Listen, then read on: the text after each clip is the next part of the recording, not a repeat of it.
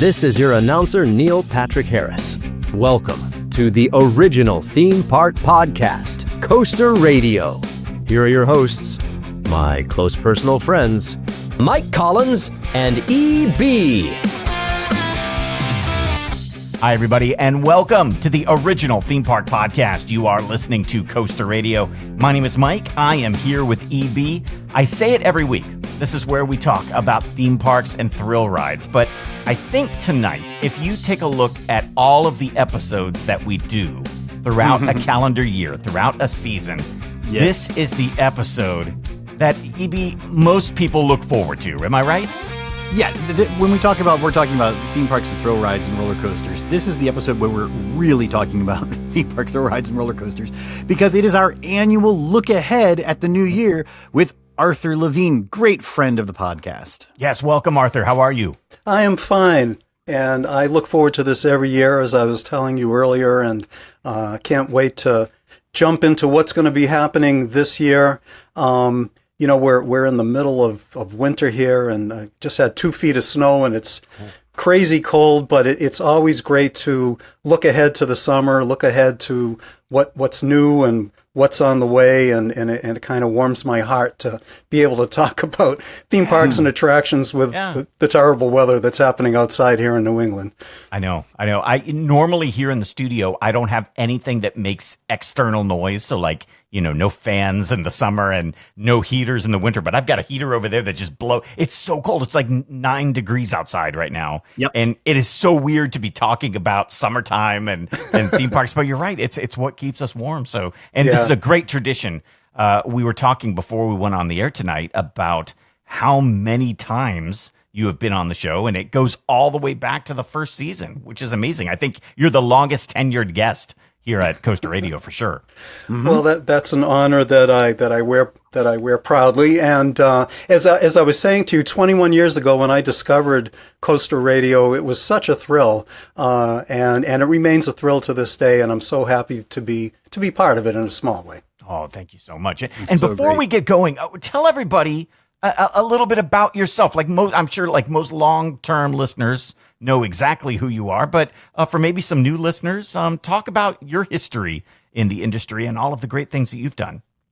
Well, I am a theme park journalist, and I have been doing this for well over 30 years now. And through the years, I've written for different publications, including USA Today. For many years, I was on About.com, which turned into Trip Savvy. I've done all kinds of freelance articles for the New York Post and the Boston Globe and all kinds of different newspapers and outlets. But now what I'm doing is mostly writing for my own Substack, which is called Arthur's About Theme Parks. And folks can find me at aboutthemeparks.fun, that's F-U-N. And if they sign up for my weekly newsletter once a week, in their email inbox, they will get my newsletter with news and information about parks and reviews. And I'm just doing the stuff that I've been doing for years, but just doing it in a slightly different way now. Mm-hmm. Fantastic. And one of my favorite things that we do every year before we get into all of the attractions is we hear from you, almost like how the president gives sort of a State of the Union address, but you sort of give us like where you feel the industry is and where you feel parks are here at the beginning of the year and what we might be able to see. And you said this year. This is an odd one, Arthur. What do you have to say? Yeah, I think that this is a bit of a funny year. Generally, I come on and I'm all hyped up about the year that lies ahead. And there's some wonderful things happening this year, and we're going to get into it shortly. But it's a bit of a funny year. I kind of look at it as maybe a transition year. And I can just go down the line here. When you look at Disney, they have tens of billions of dollars committed to new attractions, new lands, all kinds of wonderful new things on the way. But at least here at the 2 U.S. parks, the really big lands and attractions are a little ways off, and mostly what we're getting this year are updates to existing attractions, improvements to existing attractions, shows, things like that. So there aren't really any major huge e-ticket news coming out of Disney this year, at least here at Walt Disney World and Disneyland. Universal Orlando is coming off of Epic Universe, of course, last year, and I suppose that they maybe deserve a little breather. They're taking a rare year off. There really isn't anything major happening at Universal Orlando this year. Six Flags, which of course now includes the legacy Six Flags parks as well as the previous Cedar Fair parks, they're having a bit of attendance and financial woes, and they do have some new things coming this year, and we're going to talk about it. But there was a time not that long ago when every single Six Flags park every year had something new, and that's not the case this year. But there are some great things coming, and we will talk about them. But it's not like it has been in the past. Yeah. And I would say in general, there's the economy's a little squishy, and I think maybe people are a little anxious about their finances and maybe aren't committing as much discretionary dollars to travel. And the most recent TEA theme index that comes out every year that lists the attendance at parks and attractions for the Americas, attendance was essentially flat, and this was for 2024. We won't get the 2025 numbers till later this year. So given all that, I think that the parks are maybe a little cautious as we go through the new attractions this year. People who have been listening to us do this for many years are going to recognize many holdovers from past years. All right. And there's a lot of family rides, not necessarily big, huge, major coasters or e-ticket attractions. There are some, and there's some very exciting ones. So it's just kind of a funny little bit of a transition year, I think. Not quite as exciting as years past, but there are still some corkers out there, and as we get into it, I'm looking forward to sharing some exciting news about some great things. Just little maybe tempered expectations about what 2026 has to bring this year. Sure. And this has been kind of a weird year in terms of the preparation for this show. In past years, when a new attraction is built, the park seems to automatically put out some type of computer-generated POV that shows the ride from all these different angles. I'm noticing that's not really happening a lot, at least in 2026. There are some, like Six Flags Over Texas did one for Tormenta. That's great. But a lot of these other parks didn't do that this year. I find that interesting, and I don't know if that's kind of part of what you were just talking about, like kind of just tempered expectations, maybe less money to do those type of things. The parks aren't even into the parks. Yeah. I mean, it's a little weird. And normally when we do this episode, we have video for every single ride, but there are a couple rides we're going to talk about where there's nothing. There might be like a still image of what it's going to look like. And we'll do our best to put those up as we talk about it. But that's an interesting addition or a note for this year, I think. Yeah. And generally, too, I have lots of details to share about rides and attractions and lands and parks that are coming.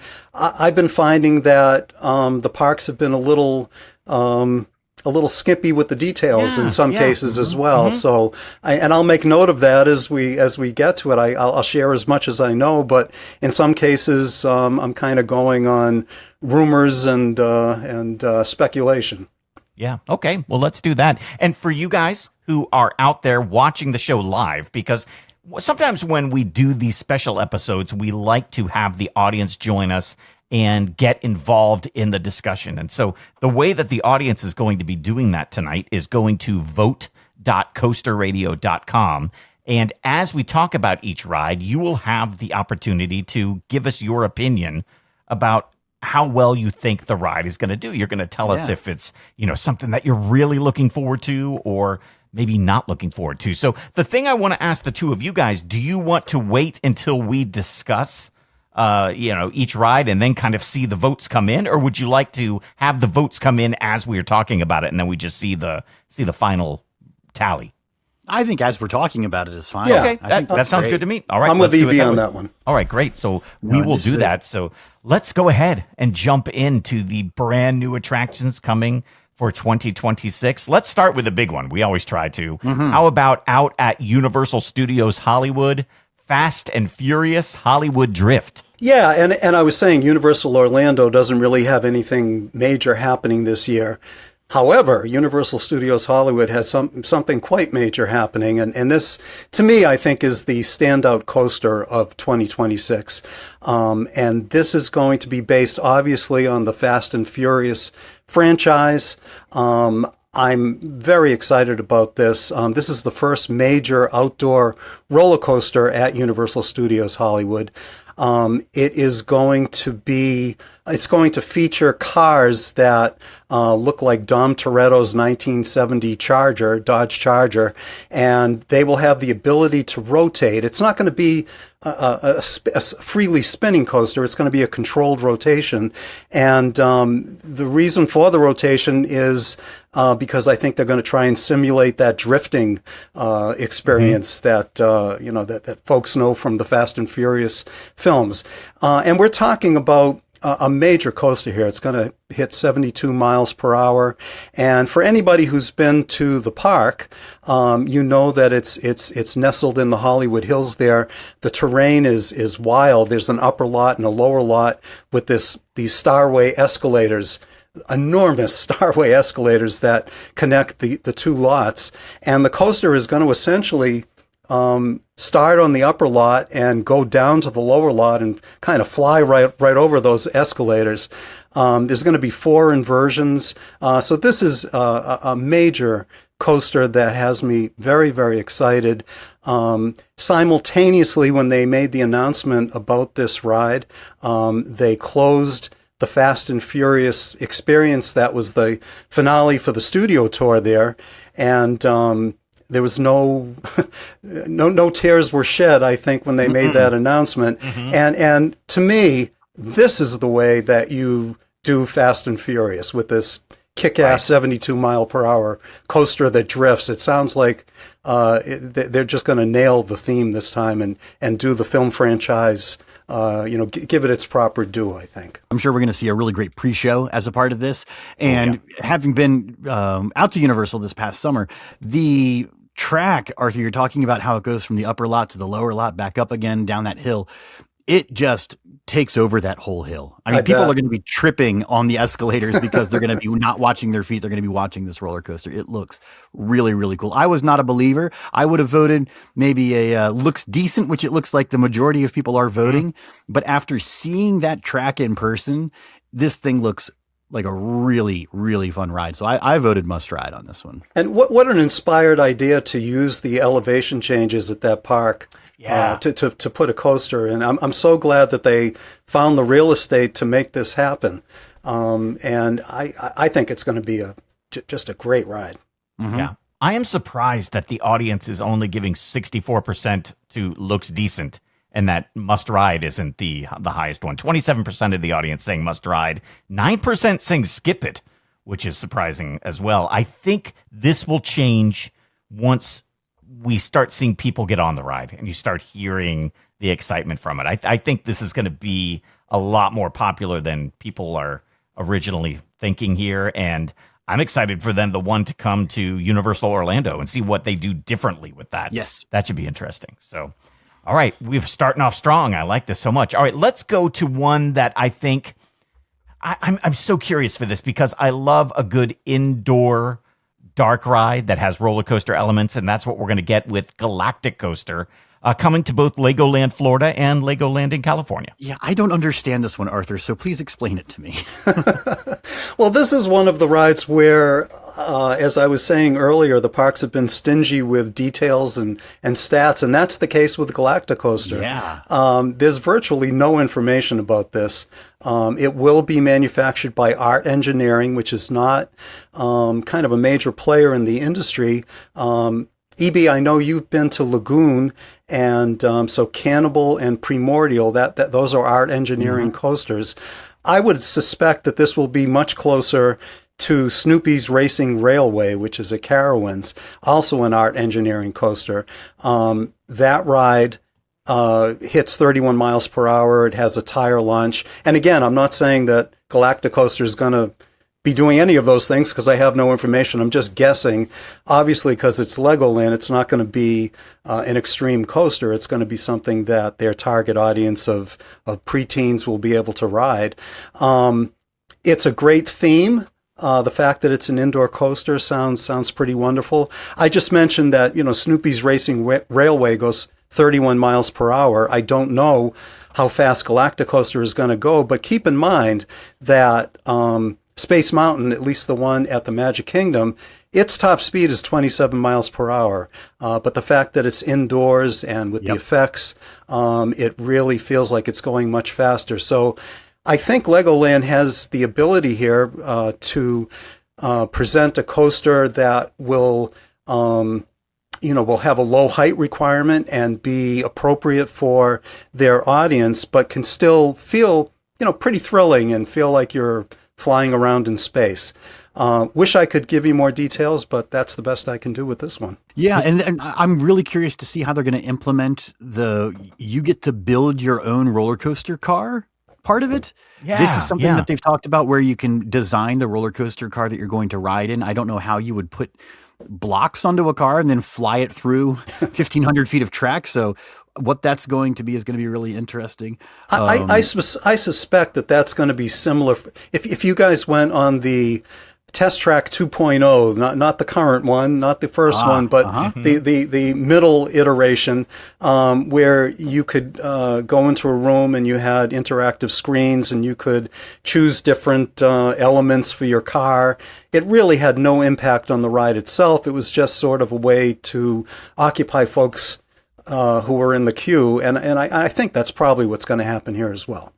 So maybe not physically built your car. Right. Yep. Mm-hmm. Right. Okay. Well, we'll have to see. It's exciting for people who are fans of Legoland California. First roller coaster built there, I think, in a couple of decades. So I'm excited for it. I'm a big Lego fan, and this could be really cool. But we'll see.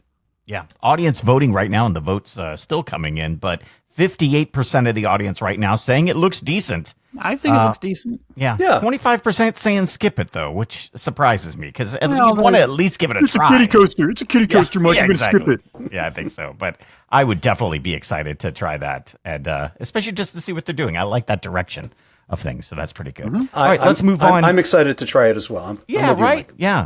Here's one I think we are all excited to try. This, I think, is one of the ones we could be looking at for maybe Ride of the Year. Let's talk Tormenta Rampaging Run at Six Flags Over Texas. Yeah, so this is going to be a dive coaster, and I think we get a little jaded here at Coaster Radio. I've been doing this with you guys for many years. We've seen many dive coasters through the years, and so in a certain sense, it's like, for us coaster enthusiasts, here's another dive coaster. Mm-hmm. But for the folks in Texas, this is going to be a really exciting addition to Six Flags Over Texas, I think. And of course, what distinguishes this one is it will be the world's tallest, and pretty by a pretty considerable margin. We're talking about 309 feet tall with a 285-foot drop, and that drop will be at a 95-degree angle as well. So that'll be quite exciting. It's going to hit 87 miles per hour, and as is typical with these dive coasters, it's going to feature an Immelman roll, but at 218 feet, this will be the world's tallest Immelman roll. That's pretty dang high up there to be flipping around like that. Oh, yeah. Yeah, I'm excited about the tallest vertical loop record. I remember Full Throttle in California and riding that, and that having just that nice, I don't need a fancy inversion. Just give me a nice vertical loop, but to see this ride is going to break that record, I almost am more excited about that element than even the drop. Yeah. I love Full Throttle too. I think that's a great ride. Yeah. Mm-hmm. Yeah. I love dive coasters. I think they're great. That anticipation at the very top and that nervousness as you're just kind of hanging there and looking down. In this case, you're going to be looking down 285 feet, and you won't even be able to really see the bottom because it's got that 95-degree drop, so you're going to be angled in.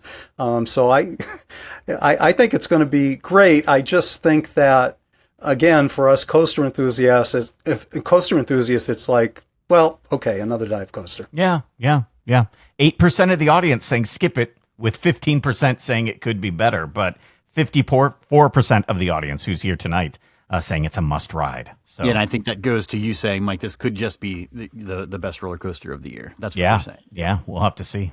I need to get to Six Flags Over Texas. It's right up there on my list, top 5 list. It's probably 1 and 2 with Lagoon at the moment. But I remember flying out of Dallas and flying over the park and looking down and saying, I need to get there, because now, especially with this, there's just so many fantastic rides to get on. Yeah, it is the original Six Flags park, and I think every coaster guy and gal needs to get out at least once to Six Flags Over Texas. Yep. Here, the next ride we're going to talk about actually comes with an interesting note, because it's one of those, Arthur, that you mentioned that we talked about before. We talked about this last year. Yep. It's Quantum Accelerator at Six Flags New England. And here's the interesting note about that ride. We put out a social media clip on YouTube about the three of us talking about Quantum Accelerator. It is the single most watched YouTube video ever for Coaster Radio. Wow.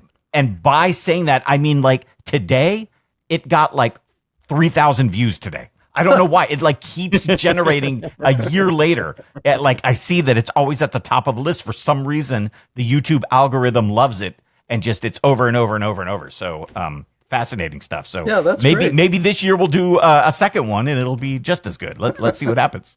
Yeah. So we did talk about this last year. Happy to talk about it again this year. This, of course, is one of my home parks, and one that I had the that I had the honor of going to with EB. We had a great day at Six Flags New England, and we saw the spot where Quantum Accelerator was going to be built. It was just a vacant plot of land at the time. This is going to be a family coaster, a launched family coaster. It's going to hit 45 miles per hour. It's from Intamin. It will have straddle seats, kind of like a motorbike coaster. And there'll be 2 launches. One will go from 0 to 30. The second one will boost it from 30 up to 45 miles per hour. And it is going to have this Old West kind of steampunk theme. And it's in Crack Axle Canyon, which, of course, where the Houdini ride is, Houdini's Escape, that we went on, EB. So much fun. Yeah, that's a great ride. And apparently Professor Screamore has taken over Crack Axle Canyon. He's this crackpot inventor, and he's invented this time travel machine, which is Quantum Accelerator. The theme kind of sounds like they cribbed Time Traveler a little bit from Silver Dollar City. It looks like a fun ride. It is a family ride, but with 45 miles per hour, one that even thrill seekers will enjoy, I think. And it looks like a great addition for Six Flags New England. Yeah, I think the thing that kind of ticks this over the edge of just being another mediocre family multi-launch coaster is the straddle coaster trains, right? That's something that's unique and different than what we've been seeing a lot of. Yeah, and I'm anxious to see what they actually do with the theme. Often Six Flags in the past has kind of given, cursory theming. They'll kind of slap some logos of superheroes on coasters and paint them the superhero colors, and that's pretty much the extent of it. But it looks like they're giving a little attention to the detail here, and I hope that they do a good job with it.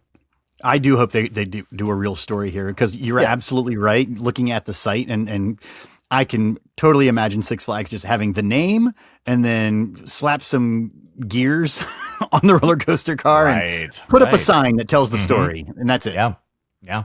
Hopefully not. Yeah. Well, 43% of the audience saying that it looks decent, and 21% saying it's a must ride. So good enough. That's skewing positive, which is good. So we'll see how that goes when it opens this year. Let's go to another one. This one looks interesting to me, at Kentucky Kingdom, the Flying Fox. I think this is going to be a popular one, especially for people who go there with families. Yeah, this is a suspended family coaster from Vekoma.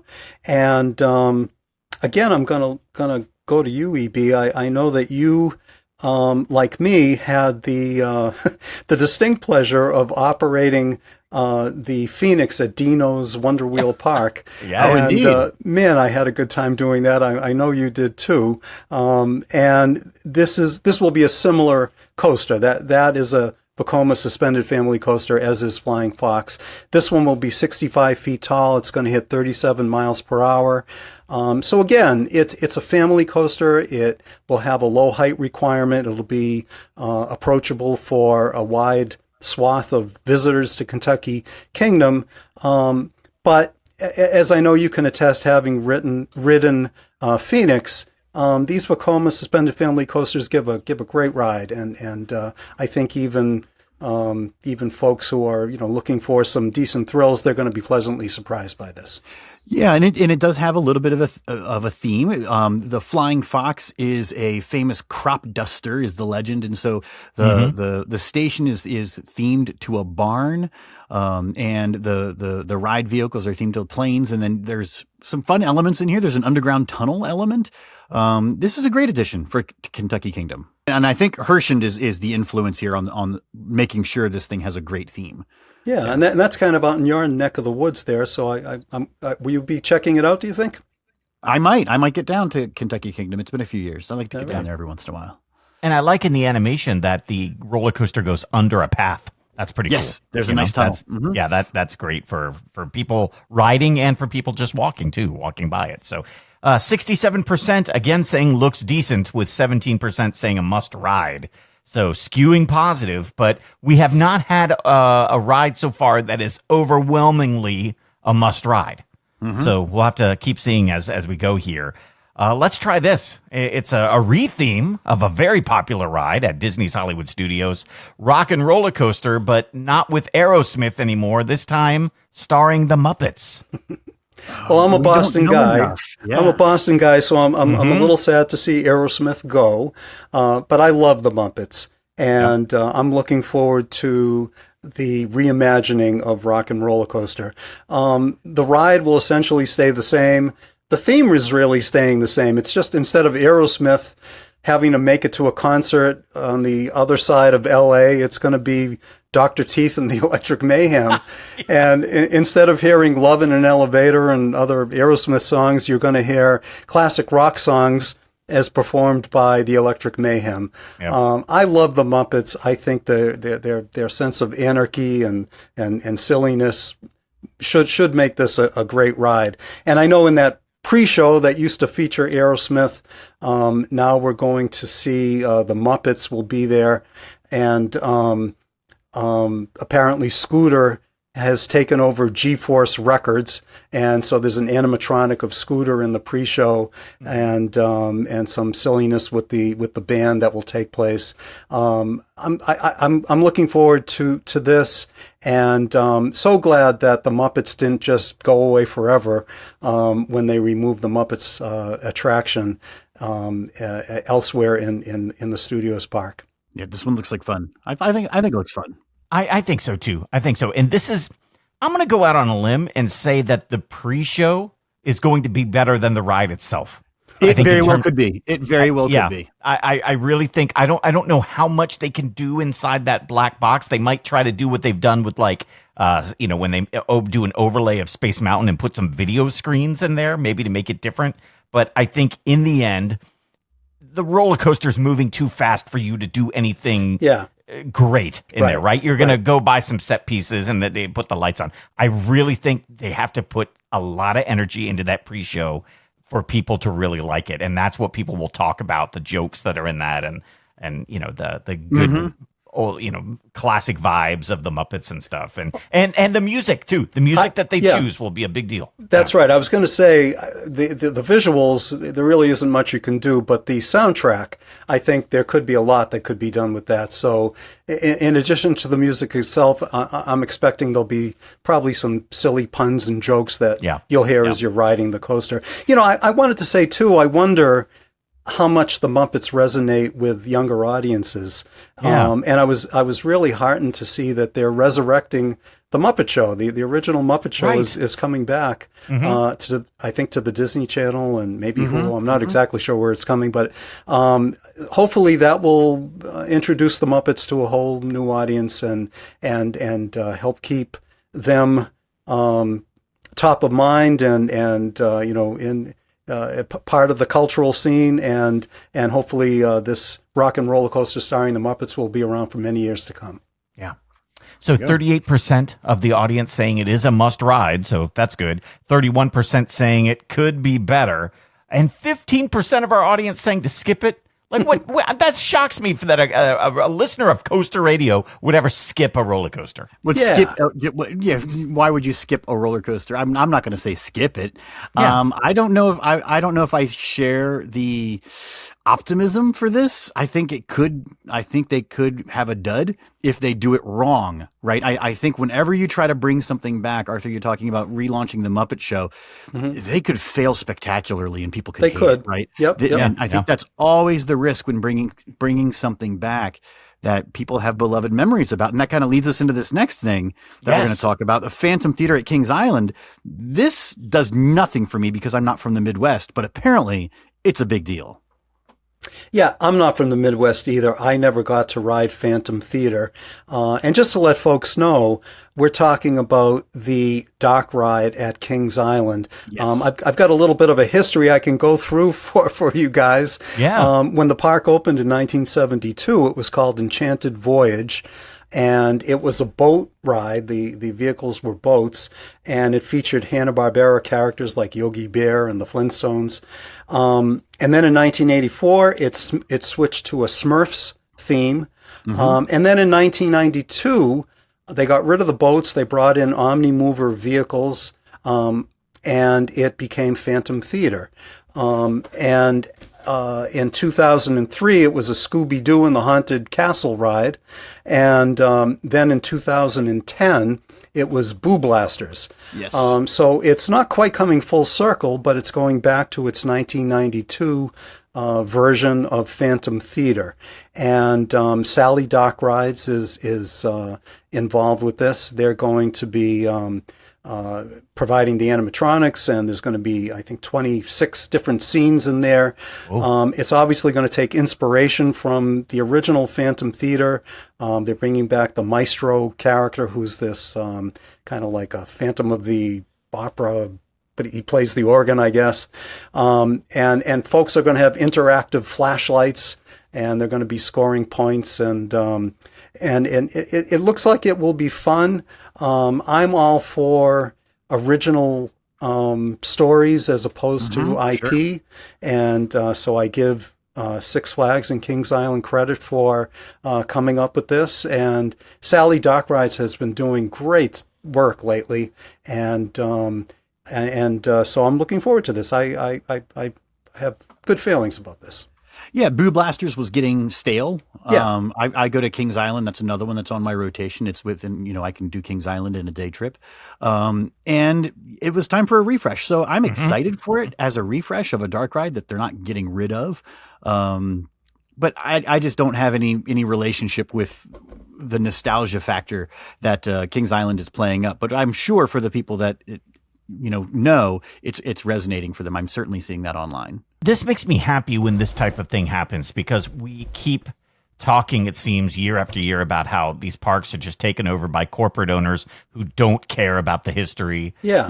They remove things left and right, that are important to people. Yep. So I like it when they go back and go old school and say, yeah, there's, and they recognize that at these regional parks where people go for generations, they want something from when they were kids. And they'll get excited for that, and they want to pass that along to their own kids. So I think this is a really smart move.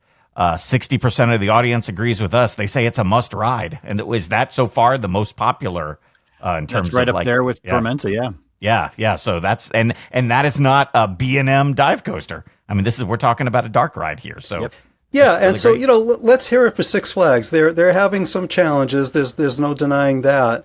But over at Six Flags New England, we've got Professor Screamore or whatever his name is. But Right. it's an original story. And yeah, I completely agree with you, Mike, that it's important for parks to recognize their legacy and their history and their tradition. The homogenization of parks, especially across chains, sometimes you don't know whether you're in the Midwest or New England or California. They all kind of look the same.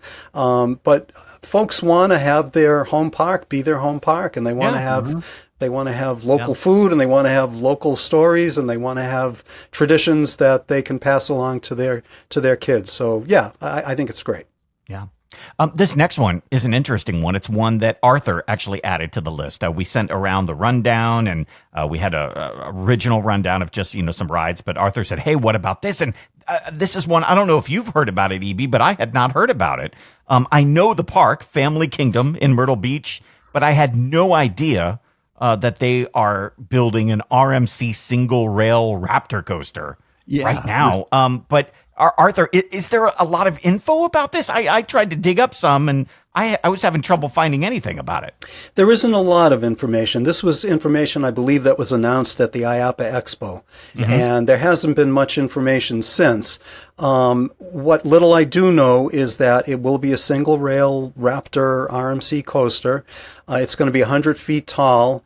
It's going to go 50 miles per hour. If any of you have ever been to Family Kingdom, I have. It's not a very big park. It's there right on the ocean front at Myrtle Beach, and so they don't have a heck of a lot of room. So the compact single rail coaster that I believe will probably be similar to the original one, the Wonder Woman coaster at Six Flags Fiesta Texas, which I think you rode, EB. And I always have to brag here that one of my claims to fame that I was the first person outside of RMC and Six Flags to ride that coaster and fell in love with it. I think it's a great ride, and even better than the bigger, faster, taller single rail Raptor coasters like the Wonder Woman coaster out at Magic Mountain. I think this is actually better. And so I don't know if it's going to be that same off-the-shelf ride, but it probably will be. There's no name for it yet, but it is apparently coming in 2026. Yeah, opening 4th of July weekend, I think, is what they're targeting. And Arthur, I've heard the same thing. I have not ridden Jersey Devil or the clone-ish over in California, but yes, I've ridden the compact version, and these are so much fun and such a unique experience and something special that everybody should get the chance to ride. So if you're in this area of the United States, this might be the closest Raptor to you. So I'm voting it's a must ride, Mike. Yeah. And 67% of the audience is with you saying it's a must ride, 25% saying looks decent. So again, there's a positive one. And I love that smaller parks can afford these. Yeah. And EB, I think you'll agree with me. It's a very unique experience. It's unlike any other coaster. The single rail is not really a gimmick. I mean, it's just very different, and the tight elements and the whipping around, it's pretty wild. And sitting single file is a rare experience on a roller coaster as well. Yeah. Let's do one more before we take a break. And we were talking offline about whether this should even be in this year's show, but since the ride and the park opened on New Year's Eve of 2025, I think it should count in 2026. They were only open for a few hours of last year, and so it's pretty much a 2026 park. Let's talk overall about Six Flags Qiddiya City, but let's really get into Falcons Flight and what we think about that roller coaster. Yeah, and of course we've been talking about this for years, and at a certain point, I think we and really everybody in the community we were wondering, is this thing for real? Because the original animation kind of looked like this can't possibly be real, right? Yeah. And yet it's real. I mean, it opened on New Year's, and we have video, and oh my goodness, it's a coaster for the ages. I have not been there. I have not ridden it, but it just looks it looks freaking crazy. Intamin calls this an exacoaster. It's 640 feet tall, which is 184 feet taller than King de Cow, which was the previous record holder for tallest coaster. It drops 519 feet, and it hits 155 miles per hour, making it by far the tallest, fastest coaster in the world. It's 14,000 feet long, which amazing. Which is 6,000 feet longer than the next longest coaster, which is Steel Dragon 2000. Well, and there's plenty of coasters that are less than 1,400. It's loads of coasters. That's and right. It's 10 times as much. Yeah. And I would imagine it's longer you guys, than some people's commutes. Yeah, right.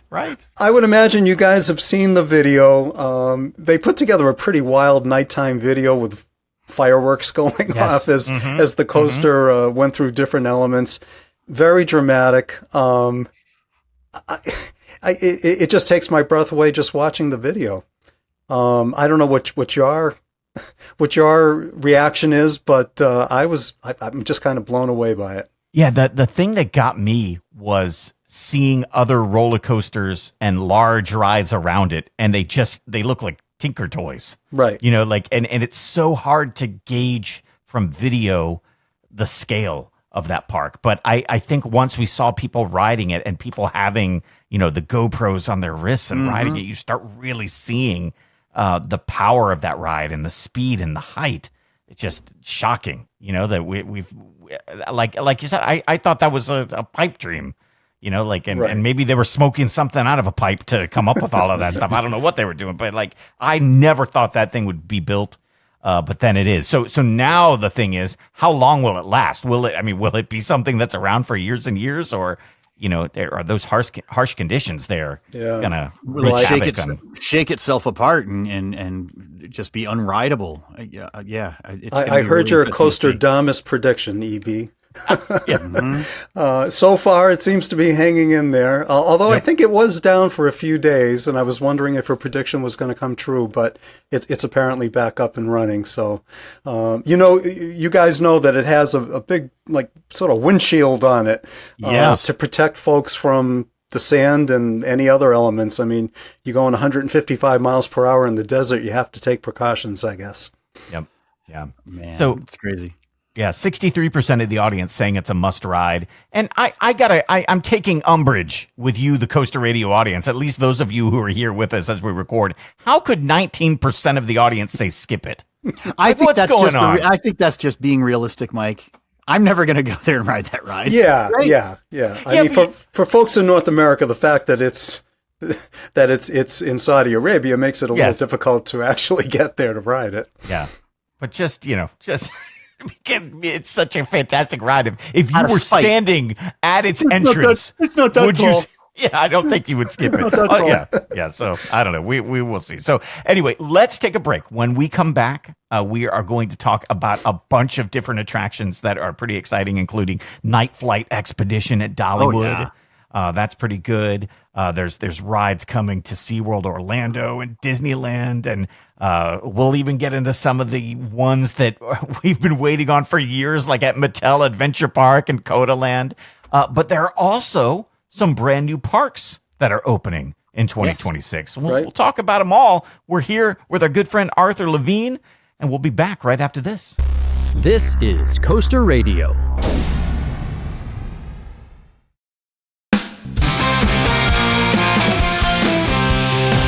Welcome back to the original theme park podcast, Coaster Radio. Here are your hosts, Mike Collins and EB. Welcome back, everybody, to the original theme park podcast. You are listening to Coaster Radio. My name is Mike. I am here with EB. We are also here with our good friend Arthur Levine. Arthur, I mean, I know you've been on way more times, but this must be like the 21st consecutive year of being on Coaster Radio. So we're so happy to have you here with us. And I'm so happy to be here. I love you guys. Listen to you every week. So I'm not only a occasional guest, but an ardent fan. And it's a big thrill for me to do this every year. So thanks for having me. Yes, thank you. Thank you for being here and for taking the time to do this, because you being here really gives the show some gravitas, and I think the audience appreciates Right. it, and we're happy to have you here. Oh, hey, one thing that we talked about during the break, we should bring up is another interesting attraction that we've been kind of waiting on for a long time, but it's, again, kind of near Falcons Flight, but in a different park. Tell us about that, because I'm excited for this ride. I know we've been watching its construction, and I think it's one of those things we heard about at IAPA years ago. Yeah. I'd love to hear more about it. Yeah. We're going to be talking about new parks in a moment. There's a new park that will be coming to Qiddiya City. In addition to Six Flags, Qiddiya City in Saudi Arabia is going to be this expansive resort with all kinds of hotels and racetracks and sports arenas. And there's also going to be a water park called Aquarabia, which is scheduled to open in 2026. And one of the attractions at Aquarabia will be the Aquatica.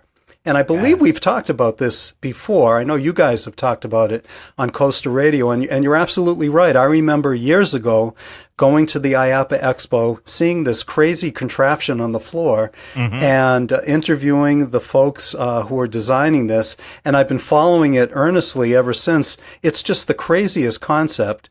The idea is that you have a vehicle that two people can sit in, and a bubble goes over the two people, and you are lowered under the water. You actually go under the water, but because you have this bubble over you, the water only comes up to about your waist, I guess. Wow. And even though you're underwater, there's fresh air that's kind of pumped into this bubble, this glass bubble that you're in, and you go for a ride underwater, which is just absolutely crazy. Wild. And so this will be the first installation, the first actual Aquatica will be at Aquarabia. And, the folks in Saudi Arabia, the folks in the Middle East in general, they love breaking records. They love being first at things. I think that's why we had Falcons Flight. They just want to break records, and I think that's why we're seeing the first Aquatica in the world, which will be at this park. Yeah, this is a really weird one that we have seen for years, and been waiting for somebody to be crazy enough to build one. It is a tracked vehicle, Arthur, with a clear diving bell that comes down on top of you, and you go through, I'm assuming, a real aquarium with actual fish. Right? I mean, is that what we're doing? And it's so, I don't know. You're not even contained like in a submarine. You're in the water. You're fully in the water in your bathing suit. Yeah, you're exposed. Yeah, because you're at a water park. That's right. You're in your bathing suit. That's right. You're exposed to the water except for the upper half of your body, which is in this enclosed glass dome. And I don't think that there's going to be live fish, although I could be wrong about that. I believe it's going to be a themed environment that you'll be not sailing through, but that you'll be driving through underwater. I'm a little claustrophobic, and this freaks me out just a little bit, but I would definitely want to try it and get over my fears, and because it's just such a crazy idea. Yeah, and I'm really curious about the ride vehicle itself and the restraints. Being underwater, I wouldn't mind being strapped in, but I don't know if I would want it to be like an escape-proof situation. Yeah. Right? That would really make me nervous. I would prefer to have like those Velcro seat belts that they put on some of the water rides that I can easily escape from and get out of that thing, because I don't want to be down there and be buckled. It seems scary. Yeah. And I wonder if it does well there, will we get one here in the United States? Will some park build so. it? Yeah, that'd be really cool. So we'll see. Definitely unlike anything we've seen before, which is makes me nervous. Great. So yeah. So we've talked here at Coaster Radio many times about, hey, it's easy to build a new attraction. It's very hard to build a new park. And we have had many people come on the show with great ideas for parks that they would build at different parts all around the country, but none of those came to fruition. So we do have some new ones, including Universal doing something that Disney has not done. Disney has not built a park outside of Florida or California in the United States. But Universal is just about to with their new park for this year. Yeah, and this is not going to be a major Universal park. This is really more of a regional park, much smaller scale, and called Universal Kids. And it's going to be geared to younger kids, which is not the typical audience for Universal. You know, they typically appeal to the whole family, but especially to teens and adults with their crazy thrill rides and in-your-face attractions. So this will be geared to a younger audience, and it will have no major coasters, no major e-ticket attractions. Not all of the details have been revealed, I believe, but I don't think there are any dock rides either. What there will be many play areas and spray grounds and lower impact rides.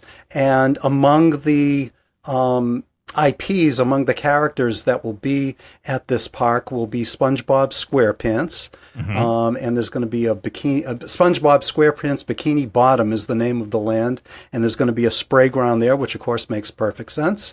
There will be a Trolls Fest area with a kiddie coaster, and of course there's the DreamWorks Land at Universal Studios Florida that has a Trolls coaster as well. There's going to be a Minions Land with a river raft ride. There'll be Shrek's Swamp, Puss in Boots, Del Mar Land, and then there's going to be a Jurassic World Adventure Camp that will have probably the biggest coaster from Mach. But again, we're not talking about a major coaster. This will be a family coaster. So a very different kind of Universal Park, a very different concept. Yes, they're doing something that Disney hasn't done. They of course, had the Universal Horror Unleashed in Las Vegas. So they're trying something very different, going after different markets with different concepts. And you don't necessarily have to have a major theme park to bring attractions and to bring the kind of entertainment that we love to folks. It can be on a smaller scale, and I would imagine that this will kind of be something that Universal will hopefully want to bring to other places if it's successful. I said it's a regional park, and I believe that that's the intention. There will be a hotel, however, that will be at the front entrance of this park. So they are expecting folks to drive in and perhaps fly in from other markets and stay on property there. Yeah. So excited for this. I think this looks really cool. I'm really excited about this, and I don't know if we mentioned it's in Texas, just north of Dallas Fort Worth. Right. I think having the hotel on site is really what kind of elevates this to being a destination. I can totally see if you have any inclination of liking to go to amusement parks and theme parks. Mike, we've gone through this, and Arthur, you're a coaster enthusiast. You like going to the parks, and then all of a sudden you got like 3 babies. Yes, right. Like, now what do I do? I would go to this park. Absolutely, I would. Yeah, that's right. Yeah, because you know the quality that it's a destination. Yeah, absolutely. So, Arthur, how about these next 2 parks that are opening? These are both ones that are new to me, so I'm excited to hear about them. Yeah, and we've been talking about there's some holdover attractions. We already mentioned Six Flags New England with their coaster. There are parks that have announced that they are going to be opening in 2026. I'm not quite sure if they really will, but one of them is called Oasis at Lake of the Ozarks. This is, of course, in Missouri. It's a relatively small park. They have begun construction, and so this is really happening. And there are going to be 2 coasters among the attractions that will be there. One of them will be called Shootout, which is a Vekoma family boomerang which is kind of like Good Gravy at Holiday World or Snoopy's Soapbox Racers at Kings Island. So a nice family coaster. And the other one is going to be, I don't think it has a name, but it's going to be a suspended Vekoma family coaster, kind of like Flying Fox or like Phoenix at Dino's, like we were talking about before the break. So those are two of the rides. It's not a huge park. It's a relatively small one. I believe that there are plans also for a hotel here and maybe restaurants and other elements. So it won't just be an amusement park. So Oasis at Lake of the Ozarks, possibly coming in 2026. There we go. Yeah. This is really cool. It's been delayed, I think, at least twice, well over a year. An indoor water park is going to be a part of it also. This looks really fun. I love this. I'll go to this. It reminds me of the park at OA. Yeah. Yeah, that's right. Yeah, that's right. Yeah. It has that kind of a vibe. I agree. Yep. Yeah. And then there was a second park here too, one in Mexico, right? Yeah. I wanted to bring this up. This sounds very, very intriguing to me. It is called Bon, that's BON, Luxury Theme Park. And BON stands for Beauty of Nature.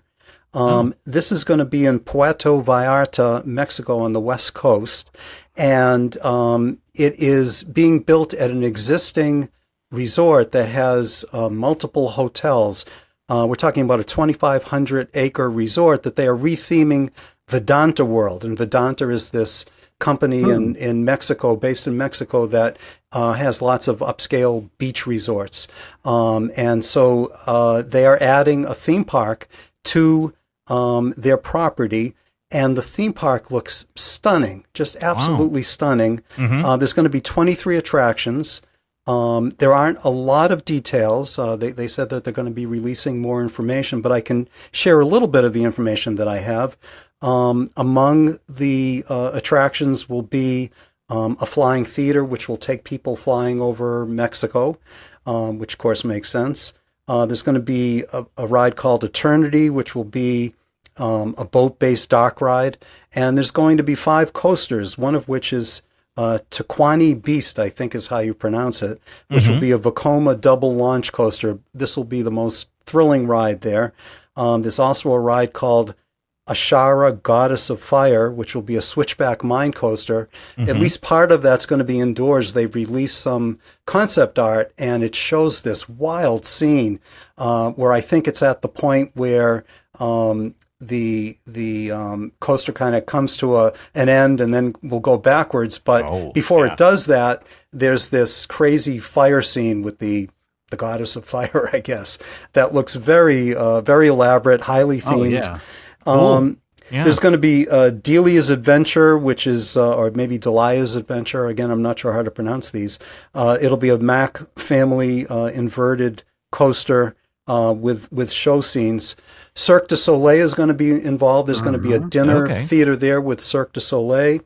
There's going to be 25 restaurants. There's going to be a gondola that you can take from within the park that will take you to the beach. And I'm kind of saying that this is sort of the anti-theme park. It's very unconventional. The folks at Vedanta are saying that they want to pamper their guests. They want to have low density, low crowds, low lines, not a lot of lines. I don't know exactly how they're going to be able to pull this off, but that's how they're describing this. And that beauty of nature theme, it's going to be about, the tropical rainforests and the mountains and the oceans. The theme will be about nature throughout the park. And instead of kind of wide open spaces with, a bunch of coasters on the skyline, instead it's going to be very narrow paths that will take you through very lush landscaping, and you'll sort of discover attractions at the end of the path.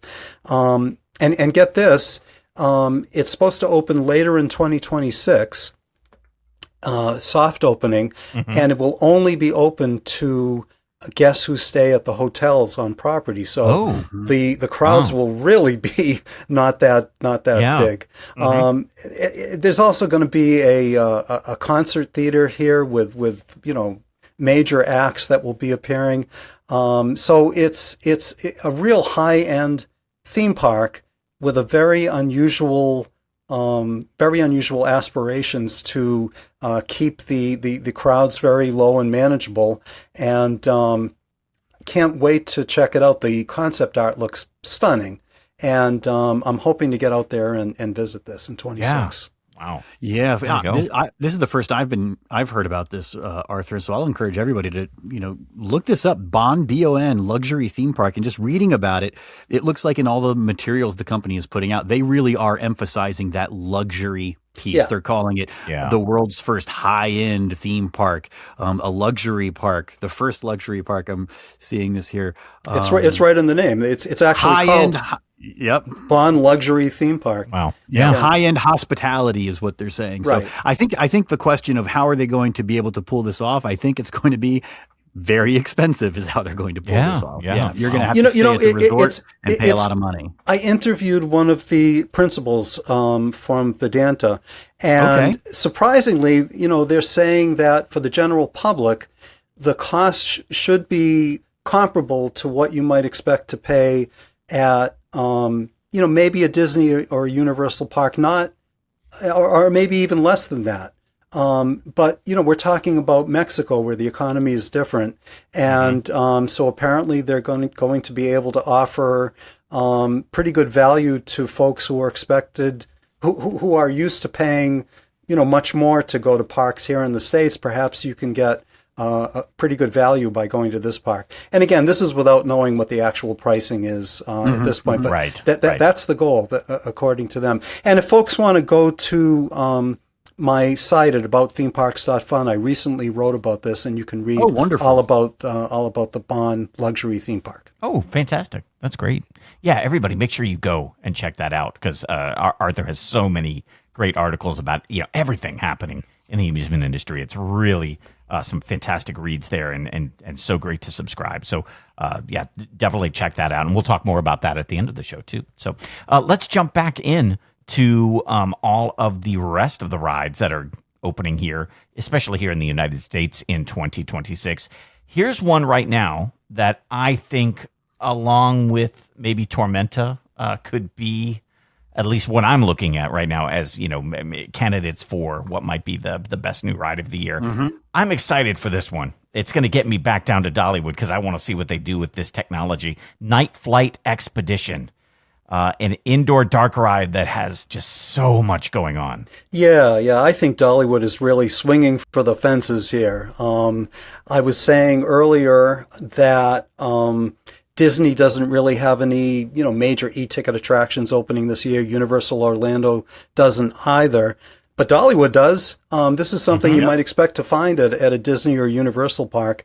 We're talking about a $50 million investment from Dollywood, which is from Hirsch and Family Entertainment, which is a considerable investment for Dollywood. RCDB does not. That's the RCDB.com does not consider this a roller coaster, but I kind of do.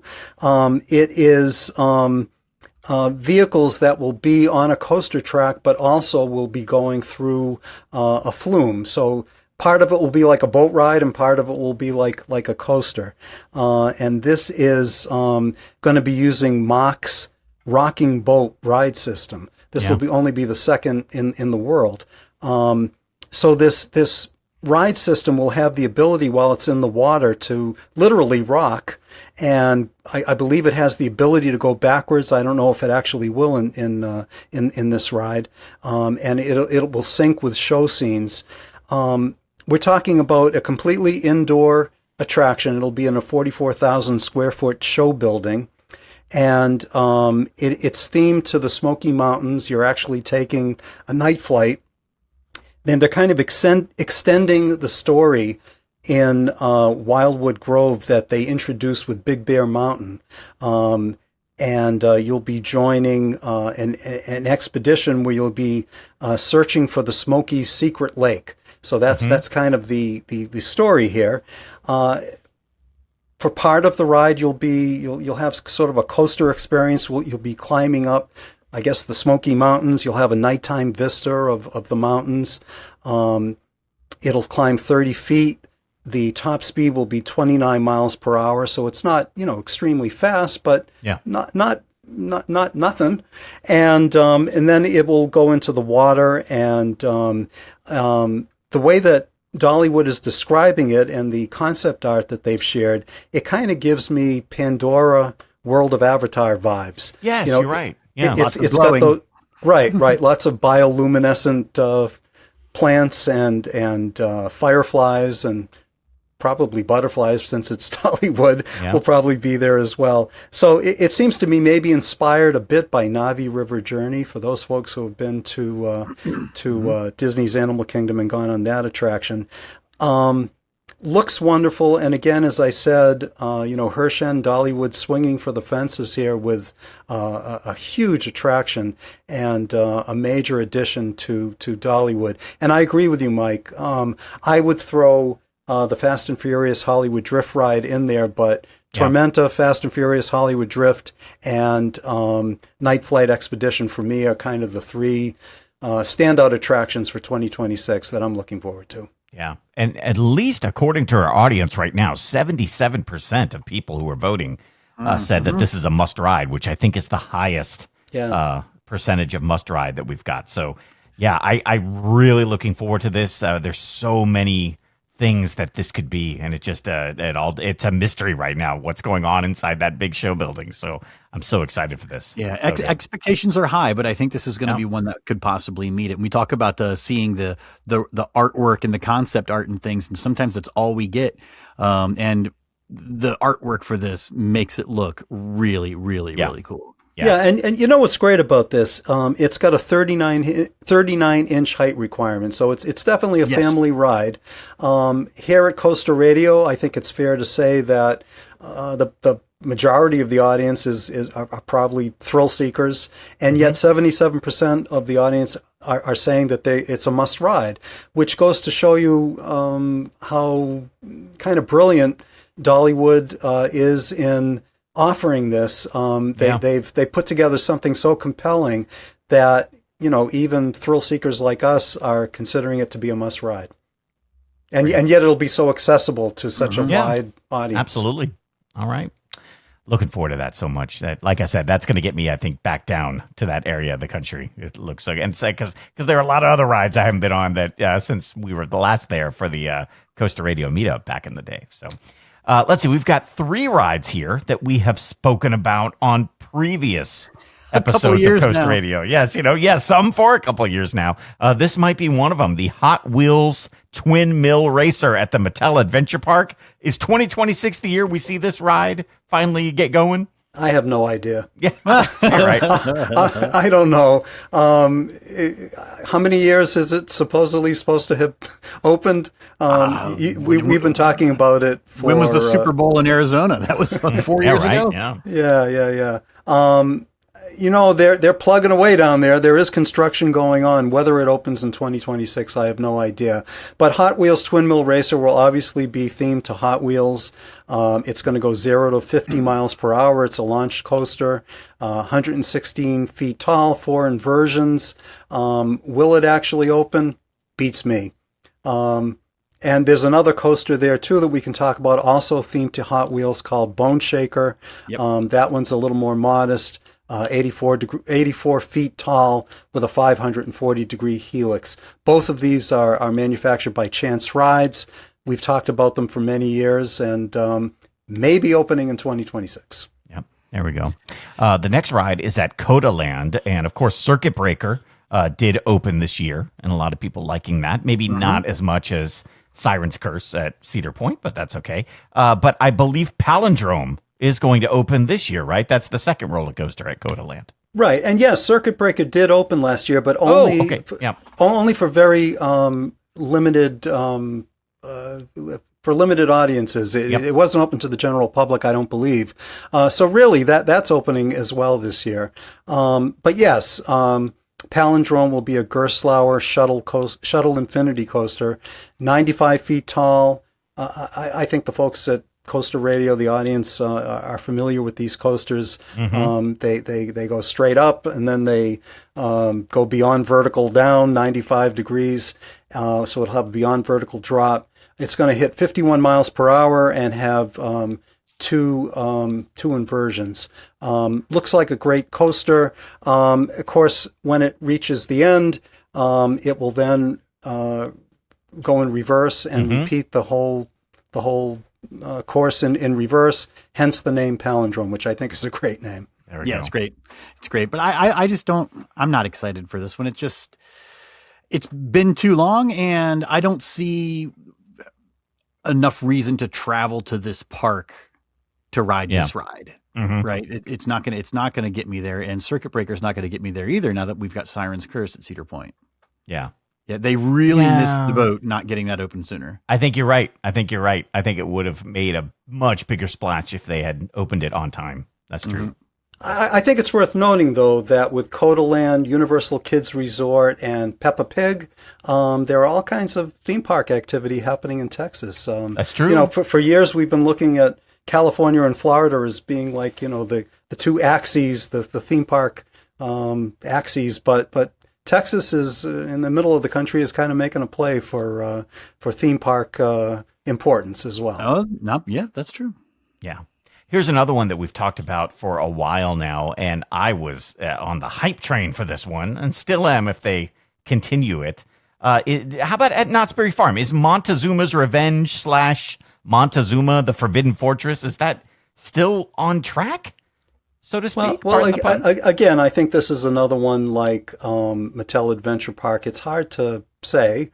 I don't know that they've totally committed. I mean, supposedly it was supposed to open in 2023, and it hasn't opened yet. But as folks will recall, because we have talked about this before, this will be an update of Montezuma's Revenge. It'll be called Montezuma, the Forbidden Fortress.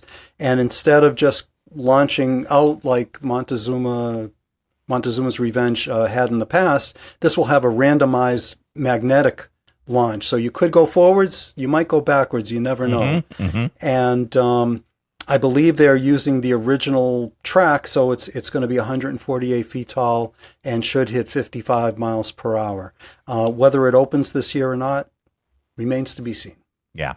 I like the idea of taking an old ride, you know, that maybe some other parks would just get rid of, and just breathing some new life into it with technology and making it exciting again, that people will ride that over and over, not knowing what's going to happen, especially if they've got some in-station effects. And there's so much that can be done with this. I'd love to see this ride, you know, come back. And and maybe it will. Maybe this is the year. Who knows? You know, maybe. It could be something that's really great. It feels like a passion project of somebody over at the park, where it's like, yes, it does. It really does. If they finish their work early, they can go work on it some. Right. It just doesn't seem to be moving along. Exactly. Yep. This year is America's 250th birthday. Disneyland and Epcot are going to celebrate that with a new ride film for Soarin' called Soarin' Across America. Great. Yeah. This will be the third iteration of Soarin'. The first one was Soarin' over California. Then there was Soarin' around the world. And now here in the States, we're going to get Soaring Across America, as you said, Mike, for in honor of the anniversary that we're celebrating. I think everybody's familiar with Soarin', and in this case, instead of being just one location like California, it'll be highlights from across the country. Very patriotic, I'm sure, and I think everybody loves Soarin', and everybody, I think, will look forward to a new version of it. I know I am. Yeah, I know, that's just such a fun ride. Like, that's you never want to turn down a ride on Soarin'. It's always good, no matter what the ride film is. Do you guys prioritize it when you go to Disney? Like, do you have to get on Soarin'? Okay. Yeah. Yes, I do. I do. Yep. Yeah. It's one that I'll burn a fast or a lightning lane on, definitely to get that. So yeah, it's always good. It's always good. It's not something you want to wait an hour for, though. And there are people who do, right? Who skip just go into the standby line. And I don't understand that, because that's a great ride, but I don't know if any ride is worth, unless it's brand new, worth, an hour or more. So. Well, the standby lines had been relatively manageable. However, with the new version, I would imagine that the interest is the demand will increase and probably the lines will get longer. I do notice that 50% of the audience is saying skip it. Yes. So. I'm surprised. Yeah, I'm surprised. But this is a thrill-seeking audience, too. I mean, Disney's big enough that you have to really prioritize, right? And I don't know if I would put this up on at the top of my list with limited time at the park. Yeah. And people like the other thing, too, is that in the age of YouTube, people get the ride film on YouTube so quickly. So a lot of people go and check that out. But it's fun. It's fun to see what they do and to see if they can improve upon, like after with years of shooting these type of videos, they know what works and what doesn't. When they had the Eiffel Tower, the Eiffel Tower skewed. Skewed, yeah. They sort of know how to fix that type of thing. So yeah. So we'll see. As long as you can smell the pine trees, it'll be good for me. That is true. So, Mike, you absolutely will probably not absolutely probably that makes sense. You'll be able to see the film on YouTube, but it's nothing like the experience live. No, absolutely nothing like it. Yeah, absolutely. You've got to check it out. So we are going to be in just less than a month at SeaWorld Orlando for the Coaster Radio meetup in 2026. It's funny. We're going to be in Orlando like several days at different parks. So I feel like we're saying the meetups at SeaWorld, but it's at like 4 or 5 parks. But officially it's going to be at SeaWorld. I'm a little bummed out about that because there is this big show building being constructed right now for the new SeaQuest Legends of the Deep attraction. Mm-hmm. And the only thing I've seen of this, Arthur, is the ride vehicle that they unveiled at IAAPA, and it looks amazing. I wish we were going to be there for this ride opening, but it looks like something that is definitely going to be a cool addition to the park. Yeah, as you were saying at the top of the show, Mike, this is a situation where SeaWorld has been not very forthcoming with details. There's been no video.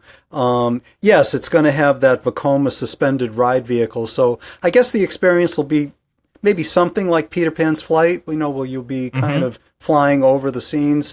In this case, simulating the fact that you're in a submersible and going underwater and going on this journey under the water. So it sounds great, but I don't really have a heck of a lot to share other than that.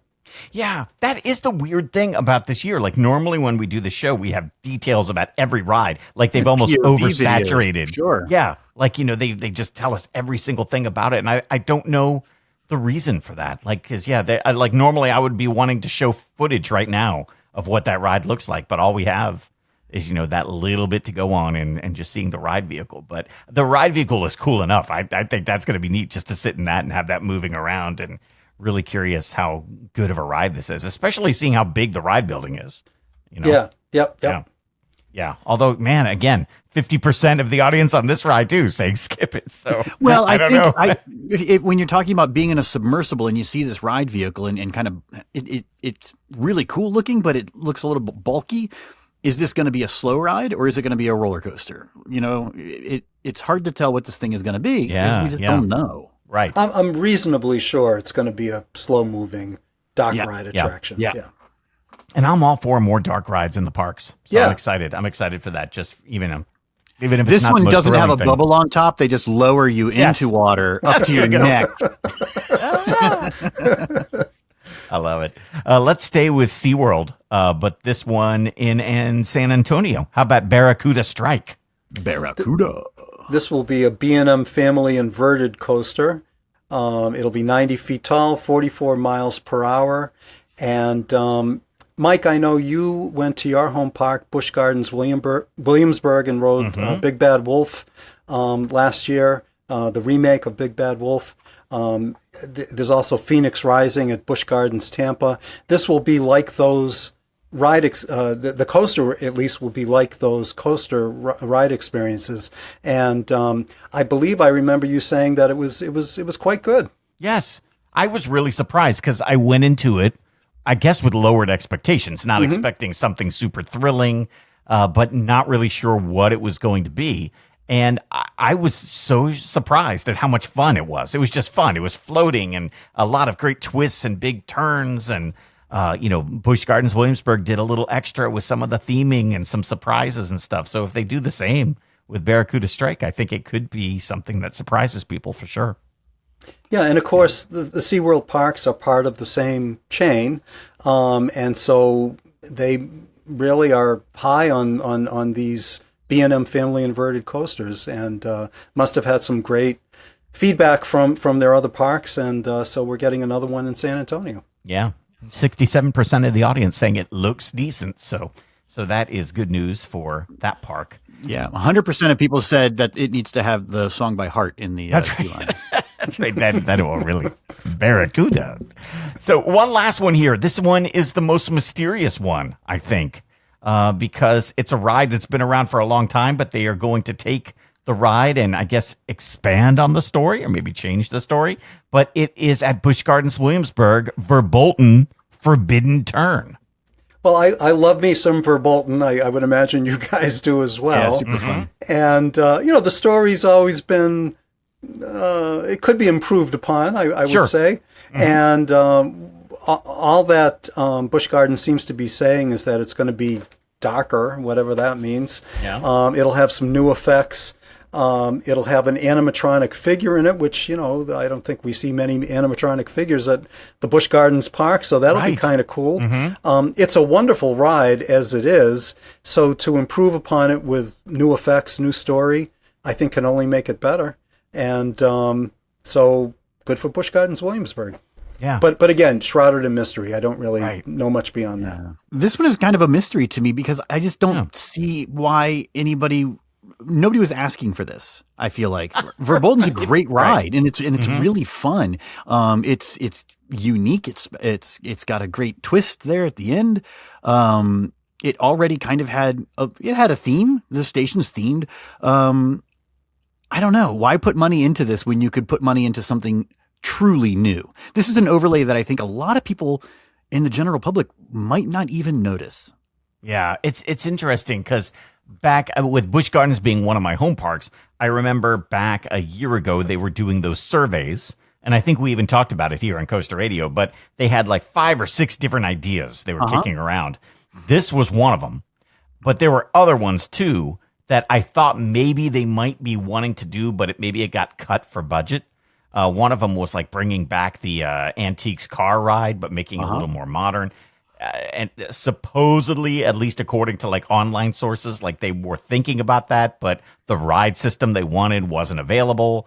So I'm wondering if this is a stopgap measure to do something, to have something to promote in 2026 and something that isn't gonna cost a lot of money, but actually gets people excited about that ride again. Like the animatronic, like Busch Gardens Williamsburg does not have animatronics in their rides, but they're talking about putting one in the queue. So we'll see. I mean, if you need something to put into your television commercial that has new, then this is fine, I suppose. And if that's why they're doing it, then that's fine. Yeah. So it's interesting. The audience saying 40% must ride, 40% looks decent. So I think everybody's kind of, again, there's with all of these rides, not a ton of information to go on, which makes our jobs here a little bit harder, but also makes it exciting to see what these things will be when we get into summertime of this year. Yeah, and I think the audience is behind this, 80% saying either must ride or looks decent because Verbolten's a great ride. And, exactly. And so like I said earlier, I think there's a lot of love for it, and anything that can make it better and more immersive and maybe reinforce the story will only make it a better experience, I think. Yeah.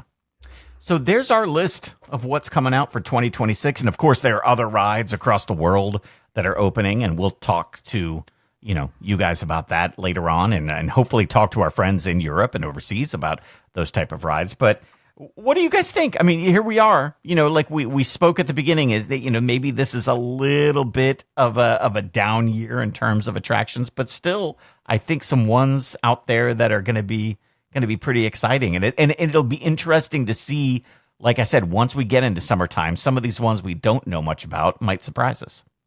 Yeah. And, we've been doing this for many, many years. And as I said at the beginning, I've been writing about parks it's coming up in 35 years now. So I've been doing this for a very long time. And I've been doing it because I absolutely love parks. I love coasters. I love attractions. That's why I love listening to you guys. And so I'm always willing to give the benefit of the doubt, and I always get excited every year. And I'm excited this year as well. And we talked about some really wonderful attractions, three of which, as I said, I'm really very much looking forward to. But really, I'm looking forward to everything because I'm just kind of an upbeat guy that loves what I do, and I love parks and I love attractions. And anytime there's anything new, even if it's maybe a reimagining or an improvement, I want to check it out. And so I think it'll be a great year, just maybe not quite as over the top as it has been in years past. I love that. See, Arthur, a fount of positivity and optimism. That's why you're here. Yes, yes. It's wonderful. And Mike, to kind of jump in with what you were saying, I know we get a lot of folks overseas that are like, oh, you forgot about my park. Well, we don't know as much about your park, so this is the time for you to represent. If you've got a new ride opening at your home park and we didn't mention it, you need to record some audio, tell us about it, and send it to us, feedback at coasterradio.com. Yes, please do. Absolutely. Arthur, thank you so much for being here. This is really one of the highlights of the year for both me and EB, and we just appreciate you being here and, just, like I said, adding that level of professionalism that we lack here at the show. So it's so good to have you here. But tell people, like, where they can find you, because the articles that you write are so fantastic, and I think that our audience especially would really benefit from reading those, week after week, and really, just getting a good education about what's going on in the industry. So tell people where they can find you. Well, that's very nice of you to say, Mike. Folks can find me at About Theme Parks. That's ABOUT themeparks.fun, F-U-N. And once they get there, they can sign up for my newsletter. It's absolutely free. There is a paid level as well where you get some extra bonus content. But if you want to sign up for the free version, that's absolutely fine. And then once a week, you'll be getting something in your email inbox from me about the wonderful world of theme parks and attractions. And would love to have you join me. Fantastic. Yeah, fantastic. Yeah, it's good stuff. About themeparks.fun. Arthur, thank you again so much for joining us on the 2026 preview episode of Coaster Radio, a favorite annual tradition of ours. And thank you for having me. It's always great. Always great, EB. Always great. It's so fun. This is one of my favorite episodes of the year, just because we're still far away from the parks opening daily, but it gets you pumped up for what's coming and gets you really wanting to start planning for those trips and stuff. Like we're doing right now. We're planning for one right now for us being in Orlando in just about a month. Absolutely. It's classic Coaster Radio, Mike, that, we continue the episodes through the off season to keep people, excited and looking forward to what's to come. And you just mentioned it. What's to come very soon. February 22nd, Sunday, February 22nd is the Coaster Radio meetup for 2026. It's at SeaWorld Orlando. Find me and Mike. We're going to be there. We're going to be recording all kinds of content. We're going to be riding rides with everybody. It's going to be a great time.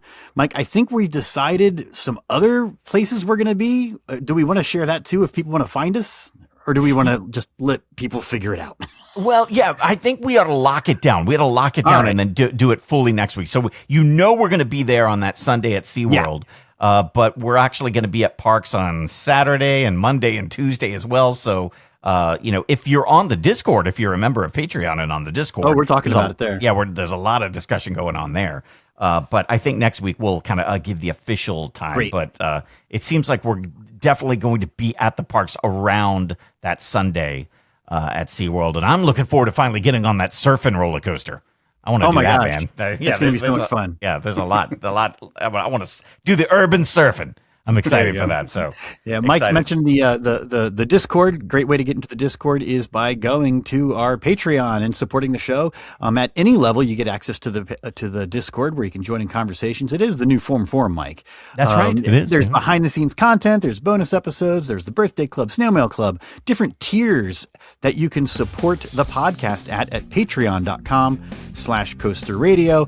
Our favorite level that everybody should be joining at is the $20 level, Mike. That's where we read your name on the podcast. Yes, let's say hello to Alex Payne, Brian Wackler, Chris Rankin, Cincinnati Nick the Sweatshirt Guy, our friends at Club Z, the two bearded coaster Chris's, CM Venom, Colton Toms, Dino, Grace, John Brody, John Brown, and Josh Combs. Also, Justin Qiddiya, Karen and Lee Howard, Kevin Wilson, Kyle Kiefer, our friends at Made to Thrill, Matt Walker, Mike Bear, Nick from Paris, Paladilis Reyes, Patrick Steinman, Rich Barber, Rick Burnley, Shane Mankiewicz, Tom from Louisville, Zachary Carpenter, and our friend Kyle Lindner of Lindner Design Company, specializing in branding, illustration, and small batch custom apparel.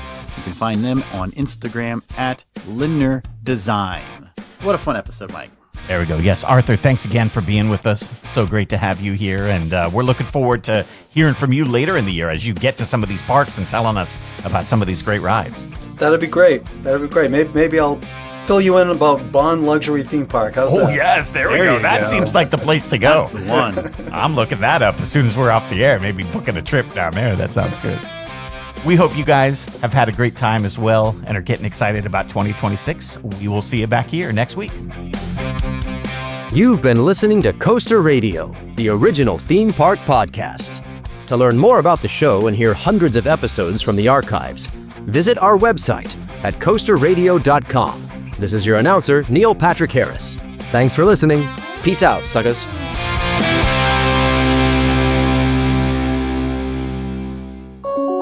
Coaster Radio is a production of Lift Hill Media, LLC. Audio and video from this program may not be broadcast, edited, or reproduced without our express written permission. Copyright 2026, all rights reserved. This was all done in one breath.